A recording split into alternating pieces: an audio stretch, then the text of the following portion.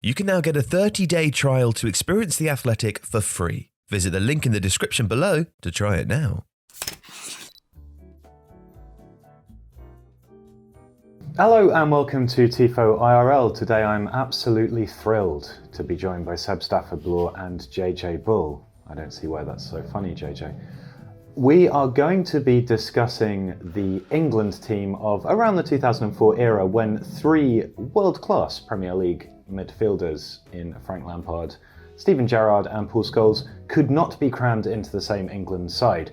Before we start, I'd like to apologise. We are in the midst of an orgy of drilling, and so there may be some background noises beyond JJ's smirking, but please bear with us and we will try to get through it. It does literally mean a building site as well. It is literally a building site. I thought my phrasing was more poetic, but... Orgy of drilling. Sounds like something else. Sounds like something else entirely. It's fairly, I like it. Oh well. Yeah. JJ, can you take us through the classic 2004 lineup and show us what the problems are? Yeah, I can't remember. I don't know exactly. This is a team that played together as one. I think it was Ledley King rather than Ferdinand, was it? I think in the lineup we're looking at for our game against France. But tends to play this sort of 4-4-2 formation. Ashley Cole was left back. John Terry, Rio Ferdinand as two centre backs. Gary Neville was still going about. Phil Neville was on the bench, and David Beckham, who'd like to play at centre mid. I always thought was actually more useful on the right of midfield, but generally in a 4-4-2, like as a wide midfielder, not an attacking winger. I don't think I ever saw him play particularly well in that position here, but he always wanted to be a midfielder in the central bits here. Then Steven Gerrard and Frank Lampard, who were both, I would say, attacking eights, if not just tens. They were basically, a lot of times, second strikers. Paul Scholes was a deep line playmaker for Man United. Started his career in the youth ranks as a striker, moved to 10, and then eventually dropped back into midfield alongside Roy Keane. Then you had Michael Owen, who was very pacey, nippy, bit of a goal poacher, but hugely quick and anticipated things very well. And Wayne Rooney, who was unbelievably good back in this team here. One of the best young players in the world at the time. And it didn't work. Was Rooney also trying to drop off? It seems like there's a significant central clustering here, which with overlapping fullbacks causes problems. You're right, Alex, there was. Michael Owen's always your 9 up here, but Rooney's best positions were always kind of behind the striker. He was always the second striker, so he would be best off round about here, right? See how they're going right forward. Gerrard's best ever season for Liverpool, and where I think he's best, was when he was playing right behind Fernando Torres at Liverpool. And his goals and assists return would be best when he's in this position, running beyond the striker, lots of long balls from the back towards him, and he'd be able to run in behind and maybe take shots from long range. Frank Lampard would be best attacking these sorts of positions here. Now, Paul Scholes often liked to attack from a deep position to join in these sorts of areas. You get into here, and so you begin to see the problem. I'm going to draw it for you. It's a big hole. It's kind of like what Gareth Southgate faces now with right backs. Seb, what is the context to this in terms of who's running the England side and why they're trying to cram these people in? Okay, so this lineup really refers to this Wenger and Eriksson era, and I suppose the context is what English football was probably in the 1990s. If you look back at how English sides fared in European competition, up until Manchester United winning the European Cup, obviously. One of the familiar failings was an inability to keep the ball. And that shows in all kinds of embarrassing results suffered by not just Manchester United, but Liverpool and Arsenal, and Blackburn Rovers had a terrible time in the Champions League in their 1 year of participation. And what you'd find is that English football and the England team, even as late as 2004, 2006, we're still wedded to this idea that the ball must move backwards and forwards, and you have backwards and forwards players who were decisive in particular areas, this area that JJ's described, but not necessarily very good at retaining possession. It's like it was a learning curve, and England probably wouldn't, I'll be fair, England probably wouldn't reach that kind of maturity until quite deep into the next decade. And also, I suppose it would be remiss to not mention just the culture around the side, which was that if you were a famous and talented player, you were going to play for England under Wenger and Eriksson. And also, if you didn't play well and you were any one of these players here, you were not going to get dropped because it was politically too difficult. Wenger and Eriksson, he's pilloried a little bit now, but he was successful in the early part of his career, particularly at Lazio. But he was wedded to that culture of celebrity, and he wasn't someone that was ever going to cause a stir by leaving somebody out because it didn't make tactical sense. He was very much, he picked the England team like a fan would. Who are our best players? How can we fit them all on the pitch? And that was kind of the mentality. But in international football, you have a circumstance in which, and this is why analysing international football is sometimes difficult. Players get together in camps for a tournament. Obviously, there are friendlies. But there is not a significant amount of time to work on the tactical disposition of a side, to get intelligent systems running, and that's why teams that are fundamentally quite basic but with talented players will often do well. Why is that not the case here? Look how you both inhaled at the same time. Who's going to go first? JJ. What was the question again? Lots of good players, why doesn't it work? Oh yeah. Well, the thing is, right, it works on paper when you look at how this looks. So obviously you're going to get overlapping runs from the fullbacks. So you're looking at how your team works. And a few things you have to remember, you need to get your best players in. Rio Ferdinand's one of your best players, John Terry's one of your best players, David Beckham's the captain, he's got to play. Rooney's got to play, Owen has to play. So the rest of it, you've got to work out how to get these three in who are the problem area. Now, you don't want to leave one because it maybe makes you look a bit silly leaving your best players out. And the thing is, you want to have all your best players on the pitch. But when these guys go forward, and Owen's leading it as the 9 here, then in theory, it means that Scholes can come from this outside position to come into the midfield position like this. Rooney is obviously working as a 10, sort of a second striker either side of here. Then you're going to have Steven Gerrard that can join in here, and then again, Lampard. And you don't need this many attacking players. And what they had on the bench was like Owen Hargreaves. Sure enough, not the best player ever, but sometimes for the sake of balance, you need this kind of guy here. If you have Hargreaves here, you can have your wide forwards going up, wide wing backs going like this. Then you would take out Lampard, Gerrard, or Scholes. Scholes seemed to be the one that get dropped. And then you've got the same sort of problem. Rooney is wanting to work in the same spaces that both Lampard and Gerrard are. So if you have Gerrard and Lampard, the problem you have as a 2 is that they've got to work out when to go and when to stay, which is the kind of thing you foster over a long partnership, working in tandem. And so if he starts going, but he's already sort of gone, has to go back again, you leave this area here, which would be why, I mean, you could maybe put Beckham next to one of them, he might have stayed, because then you get the option of hitting these long diagonal balls, which is something that Steven Gerrard can do. Maybe Lampard goes away. Joe Cole's on the bench, you could put him on the left to give you some sort of thing.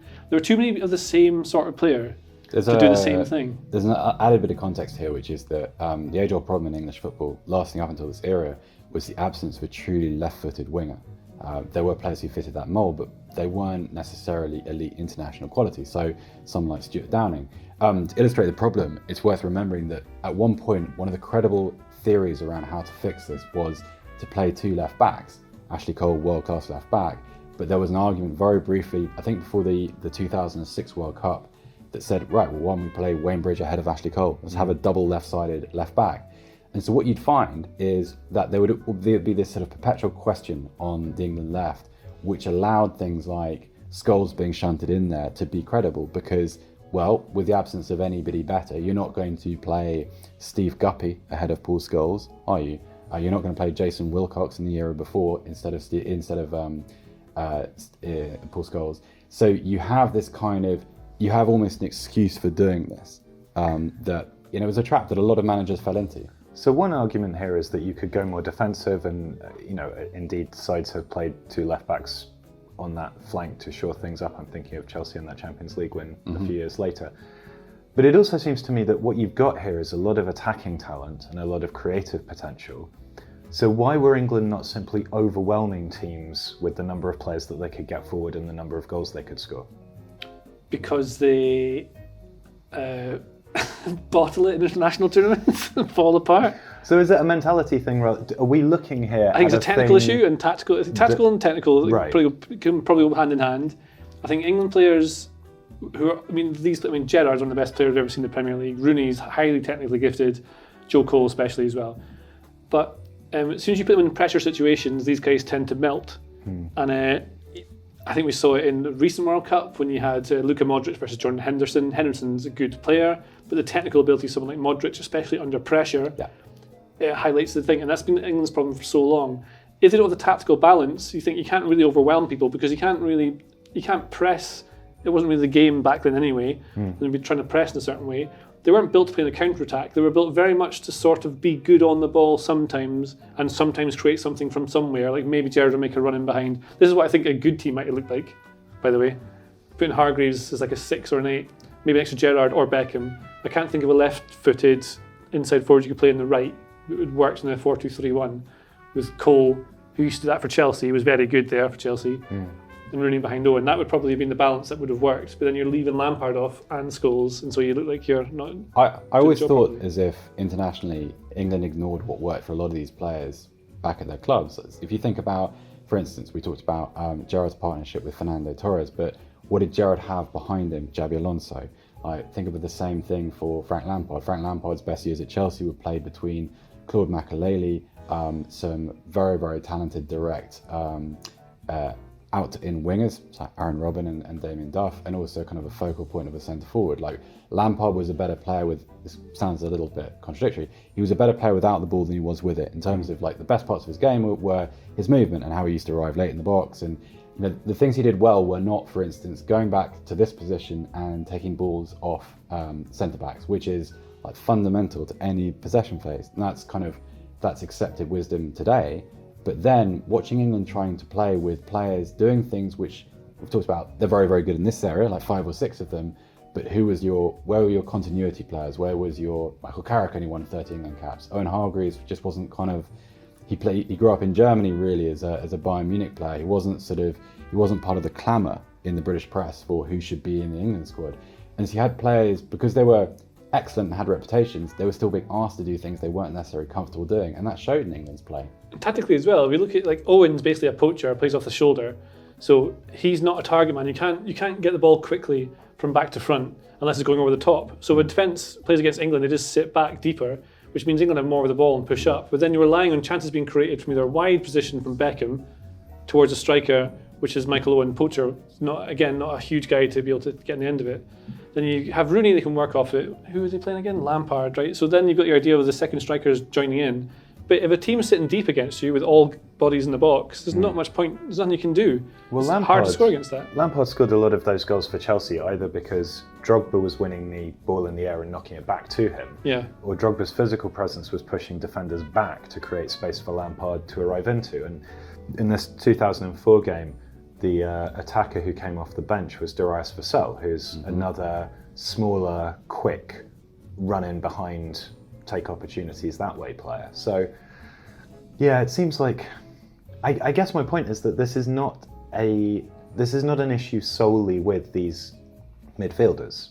This is a whole team balance thing. Are we focusing too much on the central midfield area because these players are such big names within their club career contexts, and actually we should be looking at why this England team was badly built from the start? And the thing about Spain, when they had their best teams and the players that missed out on that.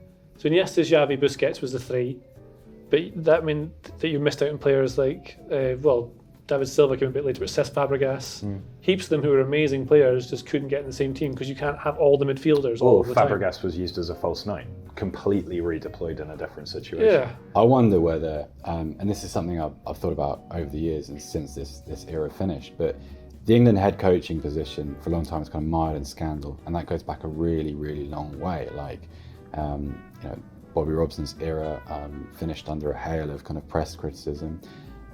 Graham Taylor was, some of the things that were written about him after England's failure to qualify for '94 were just reprehensible. Terry Venables lost his job because of financial irregularities and the kind of some of the issues dating back to his time at Spurs. Glenn Hoddle for what he said to Matt Dickinson in an interview about disabled people. So when you get someone like Sven-Goran Eriksson, who wasn't exactly shy of a scandal himself off the pitch, but I think what you create is this idea that to be England head coach and being head coach for a long time, a couple of things: don't fail to qualify for a tournament, but also don't create controversy and don't court sort of internal issues. And one of the ways to do that is to avoid dropping popular players. And I think the fans thought that way too. If you think about, I know we've got Rooney starting in this game, but Emil Heskey was a long-term partner of Michael Owen as well, and he was absolutely pilloried for his performances. But he was very necessary because he gave England a versatility and a range of exits that was very, very useful for what they were, and also was actually more suited to the kind of team they were back to forward. They weren't going to work the ball up. They weren't going to be 2008 era Spain. They were England, and very much a 90s England, who could benefit from Heskey, but very unpopular and a lot of noise as a result of it. No, play this guy, and and we've got this, you can't possibly leave Paul Scholes out because then you have some very powerful managers in the Premier League. So they're saying, well, hang on, this guy's just won a European Cup and a domestic treble. What are you doing? So it's a mess of issues which contributes to this, but it's not one problem. And actually, the one thing that is quite interesting, Jado talked about the technical deficiency in English football, which is the thing that's been addressed since 2010. Obviously, Dan Ashworth's time at the FA was about England DNA, and if you look at what you would consider the typical English player now, it's not a coincidence that it's remarkably different to what these players represent. Like all the technical ability, all the ability to take possession in congested areas, that exists now because of their reaction to this. Yeah, and it does in itself then create its own problems because you're trying to fit Jadon Sancho and Phil Foden and Jack Grealish and into the same side. Different kind of problem. When I look at this, I feel miserable just looking at this. Oh, like I'm so sorry. You know what they missed? Eric Dier. Would that have just solved everything? Just put him in there. Yeah. It does seem like there was an anchor man missing. Maybe Nicky Butt should have played more. Nicky Butt had one of the great games in England's midfield against Argentina in 2002. Best player on the pitch. And if you think about the other players that were on the pitch, it was a kind of, everyone forgets it. Yeah. Everyone talks about Beckham's penalty, the redemption story, fine. But that was a great example for once of a situation-specific solution to a problem and it working really, really well. You need something tidy to knit it all together. Yeah, yes you do, yes you do. And on that note, I've been your host today. Thank you very much for joining us here on Tifo IRL even. God, I can't even say it. JJ Bull, thank you. Thanks. I fixed England there. It was good. Seb Stafford-Bloor, thank you. Thank you very much. The England national team of the mid-2000s, thank you, and thank you for joining us. If you like this video, please consider subscribing to the channel. The Athletic brings you the best sports journalism in the world in a personalised experience, connecting you with the stories and teams that you care about the most. There's coverage of 13 sports, plus direct access to world-class journalists through live Q&As, discussions and podcasts. Not to mention, it's all ad-free. And you can try it now for free for 30 days by clicking the link in the description.